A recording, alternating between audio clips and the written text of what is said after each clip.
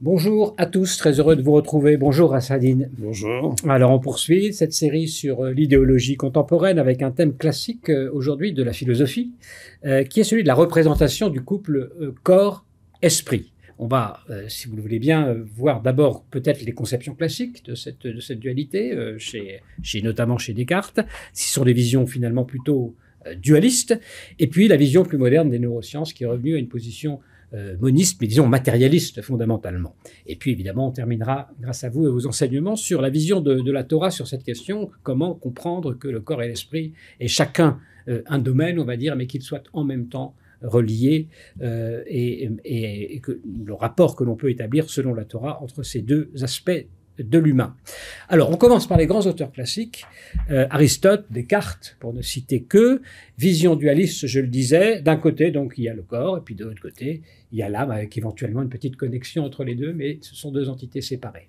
Oui, Descartes, bien sûr, c'est le philosophe qui a posé la conscience, l'âme, comme une tour de contrôle qui contrôlerait complètement l'esprit, où le mouvement ne serait qu'un mouvement de haut en bas, où la conscience, où l'âme et l'esprit seraient en contrôle total du corps, et le corps ne serait que mécanique, obéissant aux ordres de l'âme.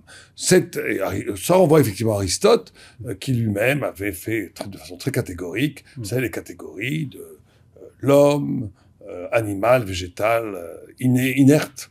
Le Kuzari avait rajouté le prophète, donc 5e niveau au-dessus de l'homme, etc. Oui, ça c'était des visions classiques, où tout paraissait très clair, mais on a vu que c'était beaucoup plus compliqué que ça, et qu'il y avait des interférences énormes entre le corps et l'âme, entre le corps et l'esprit et le cerveau.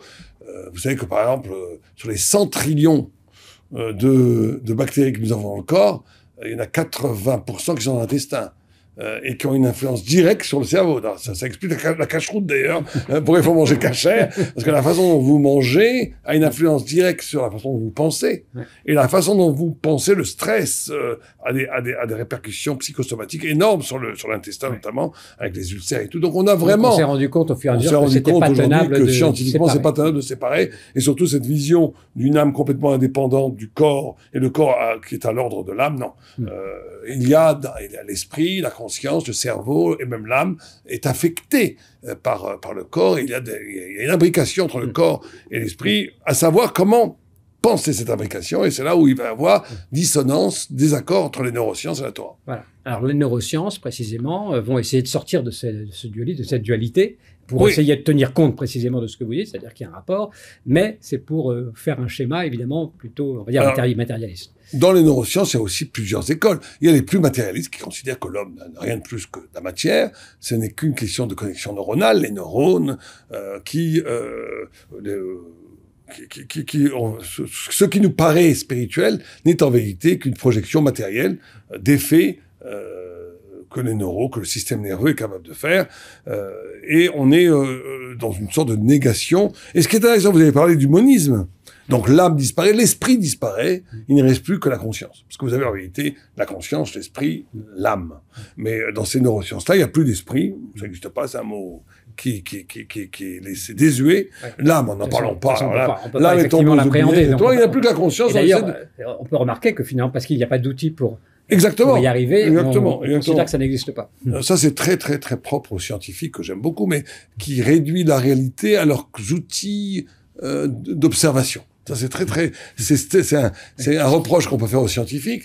Tout ce qu'ils ne rentrent pas dans le rapport épistémologique, le rapport technique des instruments intellectuels dans lesquels ils appréhendent le monde n'existe pas dans le monde. Et ça, c'est une aberration, puisqu'on sait très bien que la science découvre justement des nouveaux horizons du réel, parce qu'elle échappe au déterminisme des instruments avec lesquels tu perçois le monde. Bon, mais ça, c'est, comment dire, on progresse et parfois on arrive à observer des choses qu'on n'observait pas ailleurs et qui finalement sont découvertes. Donc effectivement, là, on arrive à une vision très, très matérialiste et jusqu'à un stade qui s'appelle la cognition incarnée. Oui, la cognition incarnée, c'est aujourd'hui un grand mouvement dans les neurosciences qui considère qu'en vérité, la cognition, c'est-à-dire la connaissance, le cognitif, la capacité de penser est toujours dû à l'expérience. C'est-à-dire que ce n'est pas que... C'est le corps, avant tout, qui pense quelque part et qui renvoie l'image intellectualisée. Mais ils ont fait des expériences, par exemple, comment les talons d'un homme se mettent à l'envers quand ils parlent de concepts agressifs, comment ils se font de l'avant quand ils parlent de concepts. On voit que le corps lui-même est en train d'orchestrer. C'est à partir des notions de dos, gauche, droite qu'on a la notion de vérité ou de mensonge. Enfin, il y a toutes sortes tout viendrait de la matière, tout viendrait du corps, c'est quand même la cognition incarnée. Il y a des tas de spécialistes du discours politique qui analysent les gestes, etc. Exactement. L'expérience incarnée pense que toute expérience mentale est uniquement structurée par l'expérience du corps. Bon, c'est pour nous une aberration pour plusieurs raisons. D'abord, il faut que vous avez parlé du monisme. C'est pas si clair parce que quand vous posez, vous dites à des scientifiques, mais quand même l'homme c'est pas que de la matière. Il vous dit c'est pas que des neurones, sinon c'est entre nous les animaux. Alors ils ont une réponse. Ils disent non, bien sûr, tout est biologique, tout est neuronal, mais il y a la culture. Alors tout d'un coup, on se dit, mais d'où elle vient cette culture? Donc il y a une sorte de dualisme, aussi chez eux aussi, ou une sorte d'élection, de dignité de la culture humaine qui rendrait l'homme plus digne. Parce que même les neuroscientifiques sont d'accord qu'on peut égorger un mouton pour le manger, qu'on peut pas égorger un enfant pour le manger. Donc même s'ils sont purement matérialistes, il faut bien qu'ils soient cohérents métaphysiquement et éthiquement dans la façon de penser. Tout le monde est d'accord qu'on n'a pas le droit de tuer les hommes et qu'on a le droit quand même, à part les antispécistes, de tuer les animaux pour les manger. Donc ça veut dire qu'il y a une différence. Il dit cette différence, c'est parce que l'homme est culturel, il a une culture. Mais cette culture, c'est quoi? Donc on a un dualisme entre l'esprit et le corps, malgré le fait qu'il recrée un dualisme autre qui fait qu'on n'est pas beaucoup plus avancé. Mais ce qui me paraît le plus intéressant, c'est que, d'un point de vue même scientifique, c'est que cette vision est fausse. En tous les cas, elle ne peut pas être absolue, puisqu'on voit d'abord, elle est fausse culturellement, parce que ces deux visions du monde dualiste, ou monistes, comme on dit, en tout cas matérialistes, provoquent deux pratiques du savoir très différentes. Ce que Pascal a appelé l'esprit de calcul, et que moi j'appellerais à l'encontre l'esprit de l'inspiration. Or, toutes les grandes œuvres ne sont jamais le produit d'un calcul. Toutes les grandes œuvres artistiques, musicales, philosophiques, même scientifiques, sont toujours à voir avec quelque chose qui dépasse justement l'esprit du calcul. Or, on est ici dans une vision, si on est complètement, si le corps n'est que, si l'esprit, l'intelligence n'est que l'écho des systèmes corporels, on est dans quelque chose de purement archaïque et on est dans l'esprit de calcul qui ne peut pas expliquer le génie créatif humain. Ils ont tort aussi par rapport au fait qu'il y a des manifestations naturelles qui montrent bien que l'intelligence n'est pas que neuronale. Vous avez, je ne sais pas si vous connaissez, la cellule qu'on appelle un champignon, mais c'est pas un champignon, qui est unicellulaire, qui s'appelle le blob, qui fait preuve d'intelligence remarquable, des fois supérieure à l'homme, dans des stratégies de survie, dans des décisions à prendre, dans des stratégies dans des difficultés d'évaluer des concepts, de quelle nourriture est plus adaptée, de préférence. Donc on voit qu'il y a de l'intelligence au niveau d'une cellule qui est unicellulaire, c'est-à-dire qu'il n'y a même pas de complexité encore. Certains, d'ailleurs, neuroscientifiques montrent que déjà, dans les cellules les plus élémentaires, il y a une conscience, puisqu'il y a une réactivité par rapport à quelque chose qui n'est pas eux. Donc, on voit, par exemple, dans les plantes, des aptitudes intelligentes stupéfiantes. Mais stupéfiantes. Il y a des livres très, très scientifiques, très, très sérieux qui ont été écrits dessus. Il y a, par exemple, quand vous avez des feux de forêt sur certains arbres, l'information passe à 30 km derrière, et les arbres derrière, qui n'ont pas du tout connaissance du feu, lâchent tout ce qui est peu inflammable dans leur corps et deviennent une sorte de sac d'eau qui les protège des incendies. Et en quoi ça remet en cause vous avez dans la canopée en haut, on a des ouvertures pour que la lumière puisse passer pour les petits glands. Vous avez la mémoire. Vous avez des fleurs, si vous les mettez sur la pluie la première fois, elles se rétractent, elles se sentent agressées. Quand elles voient que c'est bien, après, transgénérationnel. Des générations après, au contraire, elles ont intégré que c'est très bon pour elles l'eau. Vous avez de la mémoire immédiate. C'est-à-dire quand vous prenez une treille, vous la mettez à droite, elle va aller à droite, vous l'enlevez, et ben, elle va reprendre, et vous la mettez d'un autre côté, elle va reprendre le même chemin. On a une intelligence dans les plantes. Et donc ça remet en cause, il n'y a pas de neurones chez les plantes. Donc qu'est-ce qu'on voit de là? On voit très bien que l'intelligence est là, qu'elle est métaphysique, qu'elle est transcendante en vérité, qu'il y a du savoir, de l'intelligence ici, là. Après qu'on l'explique de façon spirituelle, religieuse, ou qu'un jour scientifiquement on trouvera qu'il y a une sorte d'esprit d'intelligence qui plane dans le monde et qu'on ne sait pas exactement ce que c'est, mais que ça marche. Bon, Mais on voit très bien que les neurones ne sont pas que des producteurs de concepts d'intelligence. Ils sont des capteurs de cette intelligence primitive qui court en chaque chose.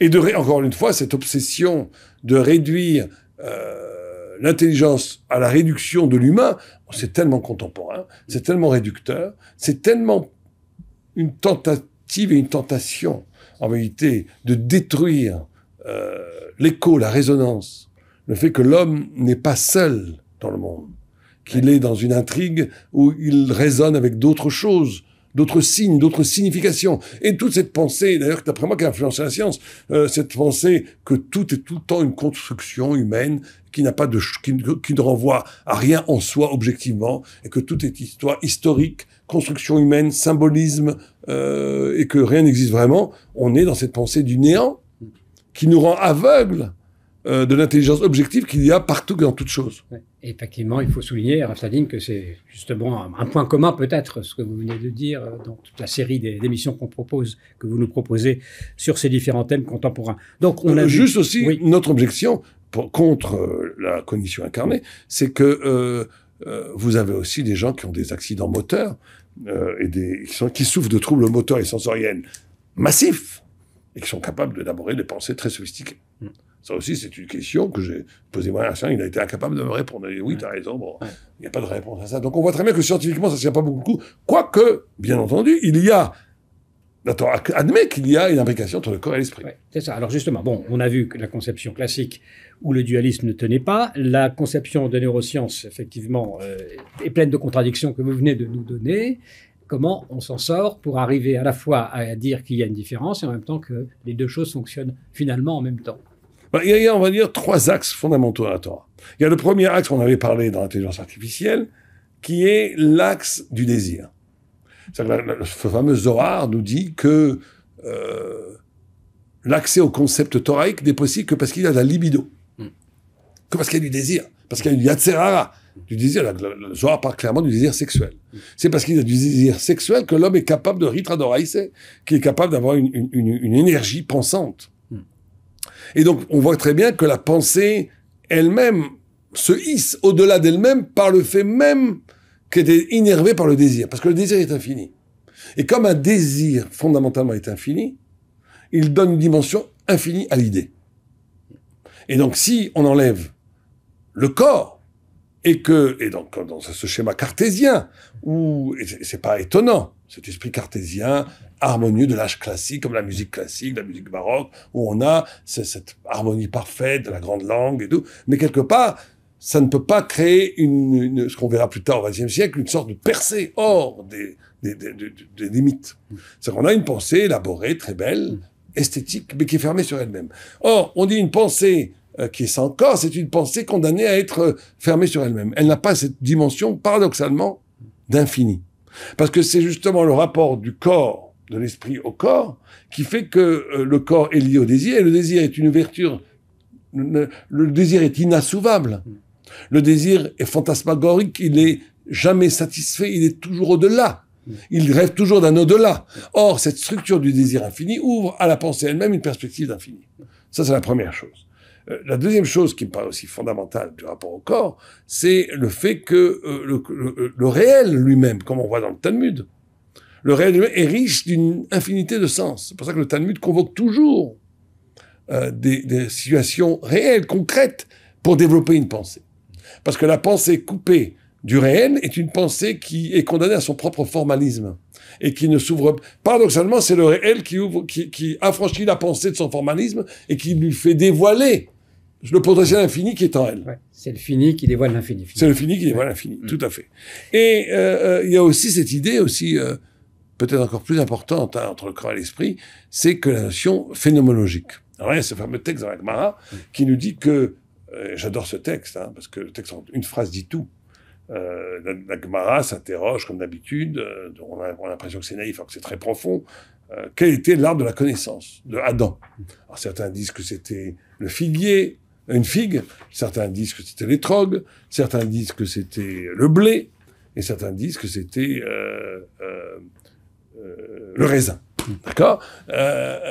Navu qui dit le blé, qui était un fruit à l'époque, dit pourquoi le blé? Parce qu'on voit qu'un enfant quand il mange du pain, du blé, il va dire papa. Regardez la finesse de cette interprétation. C'est-à-dire que l'enfant qui boit le lait de sa mère est dans une relation fusionnelle avec sa mère. Il n'a pas encore accès à l'intelligence. Il n'est qu'avec lui-même. Dès qu'il y a quelque chose qui arrive, qui est étranger à son habitude alimentaire, à ce qu'il est, à sa maternité, arrive un choc gustatif, un choc qui est le blé, qui ouvre en lui l'altérité par les sens, et qui ouvre la question de l'origine qui est papa. Donc en une phrase, vous avez l'intelligence, c'est l'éveil de la conscience, à partir du choc de l'altérité de l'extérieur, donc du phénomène, qui ouvre à la recherche de l'origine qui est la paternité. Et donc on a ici tout, déjà. Ça veut dire que l'intelligence n'est possible que parce qu'elle est l'intelligence d'une conscience d'autre chose qu'elle-même. Encore une petite parenthèse, c'est quand même curieux que ce soit justement l'arbre de la connaissance du bien et du mal, parce que ça voudrait dire que c'est aussi un choc que l'on reçoit d'autre chose, de l'altérité. Et donc c'est positivé finalement. C'est positivé complètement, on sait très bien que c'est positivé, mais ça serait un autre sujet, hein, le mal, le bien, le choix, la liberté fondamentale. Bon, et le problème du mal, c'est un problème énorme, on fera peut-être une émission dessus, mais ce qui nous intéresse ici, c'est que le corps permet le contact de l'altérité. L'esprit est absolu. L'idée est absolue. Une idée qui n'est pas intégrée dans un corps est une idée qui s'auto-fonde et qui n'a pas besoin de l'autre pour exister. C'est la vérité des anges. On voit cette même idée d'ailleurs, on la voit avec Korach. Korach contre Moïse, c'était ça. Korach était le promoteur d'une pensée où la pensée était absolue, n'avait pas besoin d'aucune réalité. Il n'y a pas besoin de tzitzit, il n'y a pas besoin de mitzvot, il n'y a pas... C'était la pensée des anges. Quand Dieu veut créer le monde, les anges disent à Dieu, mais pourquoi tu donnes cette Torah aux hommes? Et Dieu, il prend la Torah, il la jette par terre, il dit que la Torah, que le Emet Nismar Mi'aretz, que la vérité croisse de la terre. Or, quand vous écrivez en hébreu, c'est incroyable d'ailleurs, quand vous écrivez Emet, je l'écris tout de suite en direct, hein, mi Eretz Tismar, hein, vous l'écrivez comme ça, et vous posez, on va très bien le voir ici, je pense, vous posez les mains l'un sur l'autre, on peut le lire horizontalement, Emet mi Eretz Tismar, mais on peut le lire aussi verticalement. Emet mi Eretz Tismar. Pourquoi? Ben, c'est très simple. Parce que la vérité au ciel, elle n'est que la vérité. Magnifique. Mais elle ne dit qu'elle-même. La vérité jetée sur ciel va se multiplier, parce que confrontée au mensonge, justement au mal, confrontée à l'altérité, confrontée à l'autre, elle va être obligée de développer un nouveau discours de vérité pour dénoncer le mensonge, qui devient lui-même vérité. Donc elle se multiplie au carré. D'où l'idée de Titzmar. Titzmar, c'est très juste. Titzmar, ça veut dire croisse. Quand un agriculteur, il jette des graines dans le sol, c'est pas pour récolter le même nombre de graines, hein, c'est pour en avoir 1000 fois plus. Donc la vérité au contact du corps va rencontrer son opposé, on va dire corporel, et va donc s'auto-enrichir de façon extraordinaire. Et là, c'est très très profond, parce que là où ce que toute la neuroscience ne comprend pas, et aussi d'ailleurs la philosophie analytique américaine ne comprend pas. Et pour ça, les philosophies continentales est beaucoup plus avancée. Pourtant, elle est plus ancienne, mais elle est beaucoup plus proche de la vérité.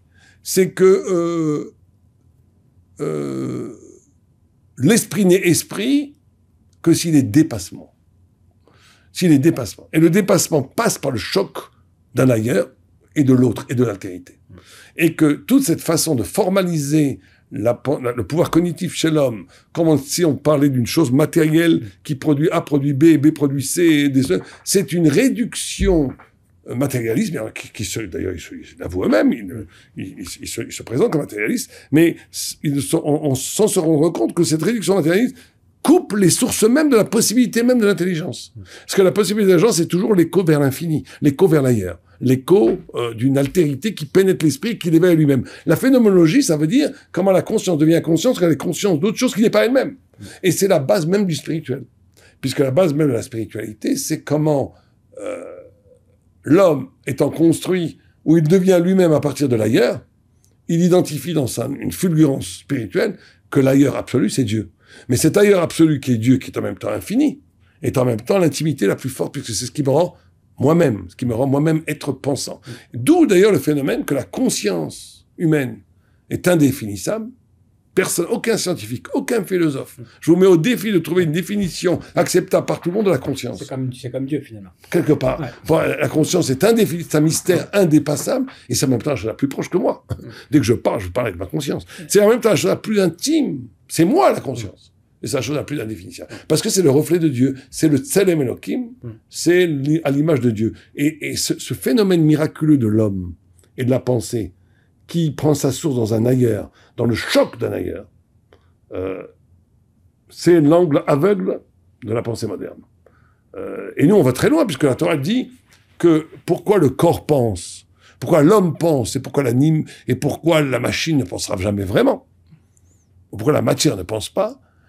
Les gens disent, l'homme est spirituel parce qu'il est capable, parce qu'il a de l'esprit, on va dire, parce qu'il est intelligent. La Torah dit le contraire.